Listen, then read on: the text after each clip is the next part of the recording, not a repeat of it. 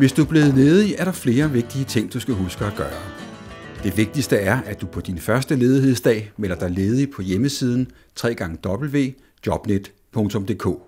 Det skal du gøre for at kunne få dagpenge. Klik hvor der står Ny bruger, opret mig. Du skal bruge dit NemID for at tilmelde dig Jobnet.dk. Jobnet.dk er jobcentrenes elektroniske side, og den kommer du til at bruge flere gange.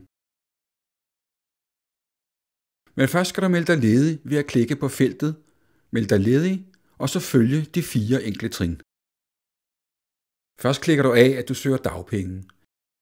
Så klikker du af, om du er fuldt eller delvis ledig.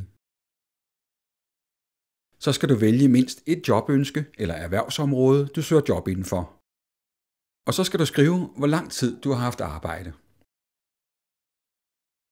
Til sidst klikker du på Meld dig ledig. Så langt, så godt. Men du er ikke færdig med Jobnet.dk.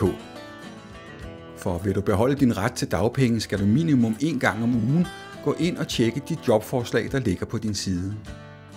Du tjekker dine jobforslag ved at klikke på den blå knap Tjek dine jobforslag. Så får du en liste over relevante jobannoncer, du kan læse og eventuelt søge. Du skal også så hurtigt som muligt oprette dit CV på Jobnet.dk. Senest efter 3 uger vil A-kassen sammen med dig gennemgå og godkende dit CV. Når du har meldt dig ledig på Jobnet.dk, skal du dagen efter gå ind på www.mit3f.dk og ansøge om dagpenge. Her bruger du også NemID for at komme ind. Under fanebladet Min A-kasse finder du blanketten, der hedder Ansøgning om dagpenge for lønmodtagere.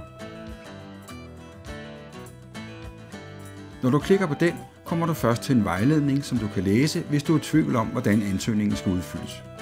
Klik på Videre for at komme frem til selve ansøgningen.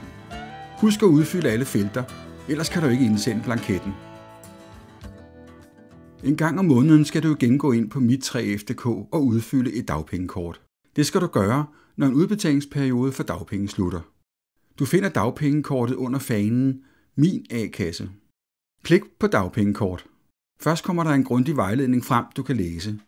Har du ikke brug for den, klikker du på Pil videre og kommer frem til dagpengekortet, som du udfylder og indsender.